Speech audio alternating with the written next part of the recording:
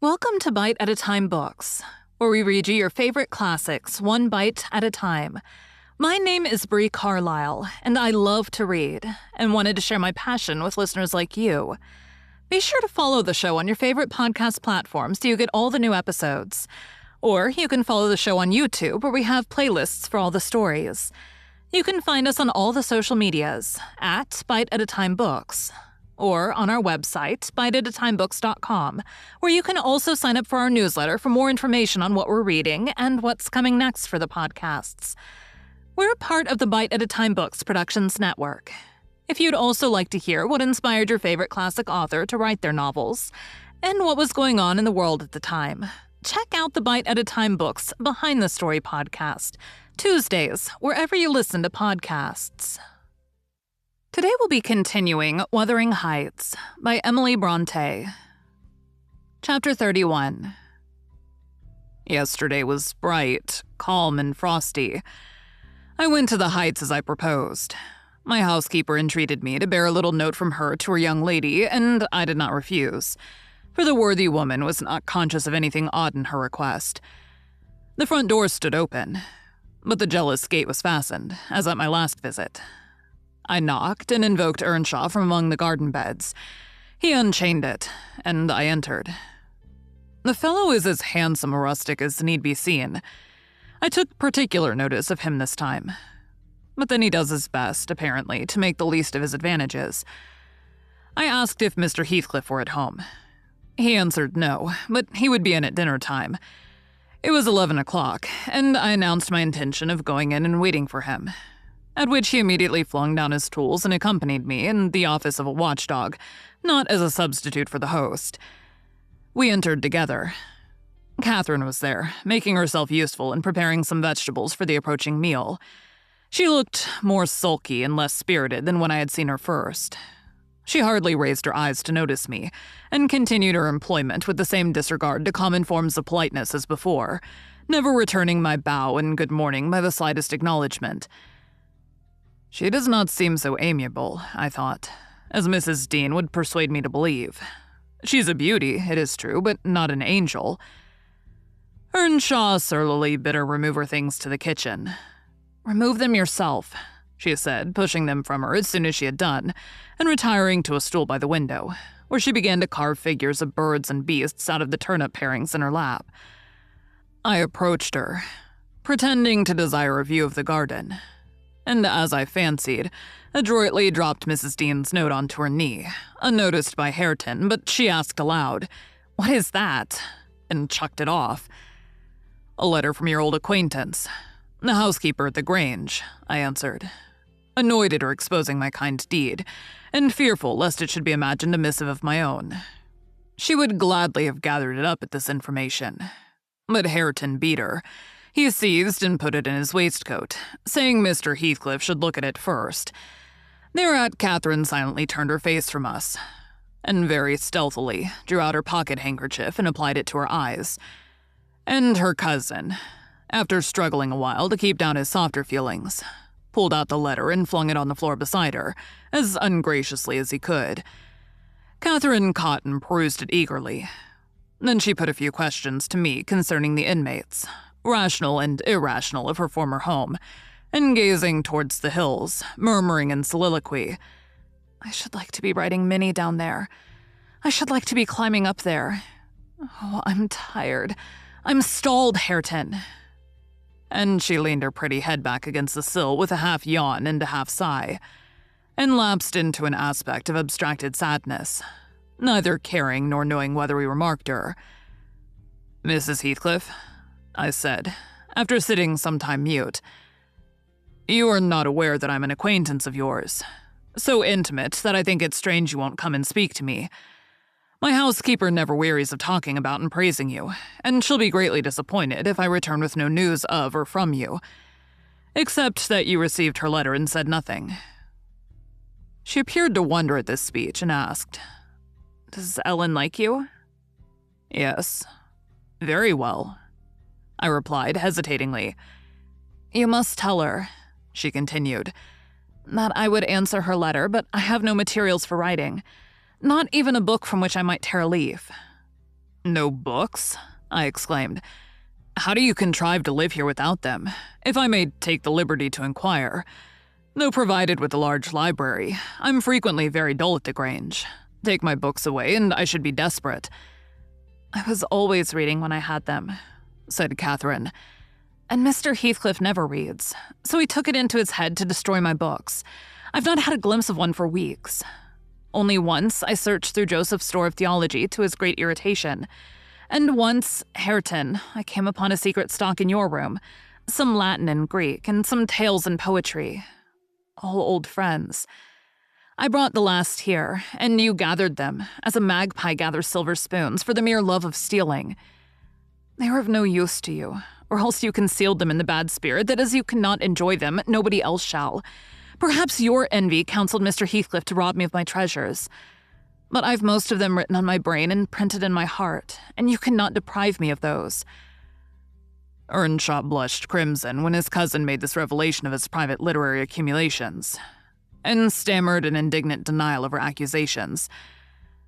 Mr. Hareton is desirous of increasing his amount of knowledge, I said, coming to his rescue. He is not envious, but emulous of your attainments. He'll be a clever scholar in a few years. And he wants me to sink into a dunce meantime, answered Catherine. Yes, I hear him trying to spell and read to himself, and pretty blunders he makes. I wish you would repeat Chevy Chase as you did yesterday. It was extremely funny. I heard you, and I heard you turning over the dictionary to seek out the hard words, and then cursing because you couldn't read their explanations. The young man evidently thought it too bad that he should be laughed at for his ignorance, and then laughed at for trying to remove it. I had a singular notion, and remembering Mrs. Dean's anecdote of his first attempt at enlightening the darkness in which he had been reared, I observed, But Mrs. Heathcliff, we have each had a commencement, and each stumbled and tottered on the threshold. Had our teachers scorned instead of aiding us, we should stumble and totter yet.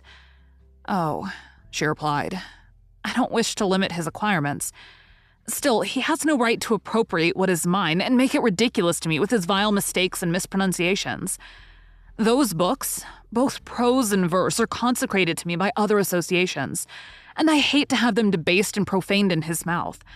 Besides, of all, he has selected my favorite pieces that I love the most to repeat, as if out of deliberate malice.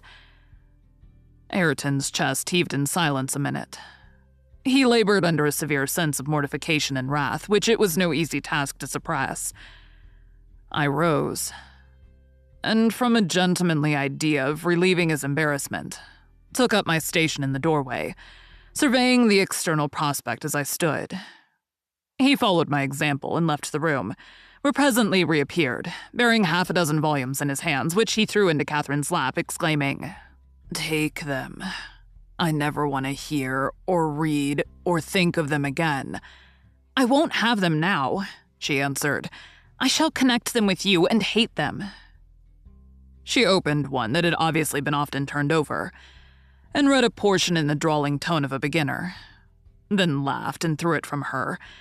And listen, she continued provokingly, commencing a verse of an old ballad in the same fashion. But his self-love would endure no further torment. I heard, and not altogether disapprovingly, a manual check given to her saucy tongue.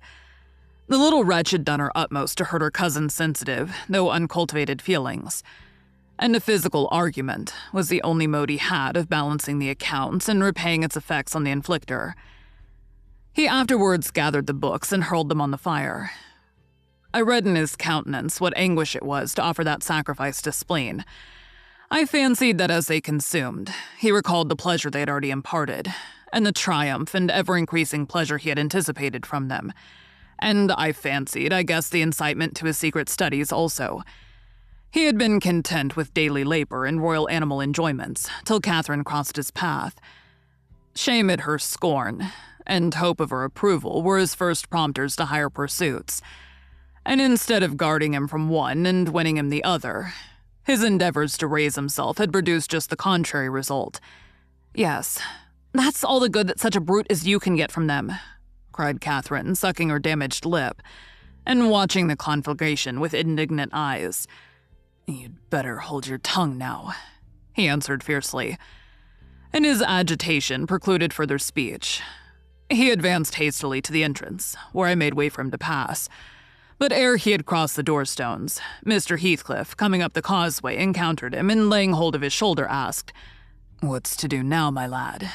Not, he said, and broke away to enjoy his grief and anger in solitude. Heathcliff gazed after him and sighed. "It will be odd if I thwart myself," he muttered, unconscious that I was behind him. "But when I look for his father in his face, I find her every day more. How the devil is he so like? I can hardly bear to see him." He bent his eyes to the ground and walked moodily in. There was a restless, anxious expression in his countenance I had never remarked there before, and he looked sparer in person. His daughter-in-law, on perceiving him through the window, immediately escaped to the kitchen so that I remained alone. "I'm glad to see you out of doors again, Mr. Lockwood," he said in reply to my greeting. "From selfish motives, partly. I don't think I could readily supply your loss in this desolation. I've wondered more than once what brought you here." "An idle whim, I fear, sir," was my answer. "Or else an idle whim is going to spirit me away. I shall set out for London next week, and I must give you warning that I feel no disposition to retain Thrushcross Grange beyond the 12 months I agreed to rent it. I believe I shall not live there any more." "Oh, indeed. You're tired of being banished from the world, are you?" he said. "But if you be coming to plead off paying for a place you won't occupy, your journey is useless. I never relent in exacting my due from anyone." "I'm coming to plead off nothing about it," I exclaimed, considerably irritated. "Should you wish it, I'll settle with you now." And I drew my notebook from my pocket. No, he replied coolly. "You'll leave sufficient behind to cover your debts if you fail to return. I'm not in such a hurry. Sit down and take your dinner with us. A guest that is safe from repeating his visit can generally be made welcome. Catherine, bring the things in. Where are you?" Catherine reappeared, bearing a tray of knives and forks. "You may get your dinner with Joseph," muttered Heathcliff aside, "and remain in the kitchen till he is gone." She obeyed his directions very punctually. Perhaps she had no temptation to transgress. Living among clouds and misanthropists, she probably cannot appreciate a better class of people when she meets them. With Mr. Heathcliff, grim and saturnine, on the one hand, and Hareton, absolutely dumb on the other, I made a somewhat cheerless meal and bade adieu early. I would have departed by the back way, to get a last glimpse of Catherine and annoy old Joseph, but Hareton received orders to lead up my horse, and my host himself escorted me to the door so I could not fulfill my wish. How dreary life gets over in that house, I reflected while riding down the road. What a realization of something more romantic than a fairy tale it would have been for Mrs. Linton Heathcliff had she and I struck up an attachment, as our good nurse desired, and migrated together into the stirring atmosphere of the town. Thank you for joining Bite at a Time Books today, while we read a bite of one of your favorite classics. Again, my name is Bree Carlile, and I hope you join us tomorrow for the next bite of Wuthering Heights. If you enjoyed our show, be sure to follow us so you get all the new episodes. We would also love for you to drop us a rating on your favorite podcast platform. You can catch us on all the social medias at Bite at a Time Books, or check out our website, biteatatimebooks.com, where you can sign up for our newsletter. Our show is part of the Bite at a Time Books Productions Network. If you would also like to hear about the authors who write the books we read on the show, check out the Bite at a Time Books Behind the Story podcast, wherever you listen to podcasts, or on biteatatimebooksbehindthestory.com.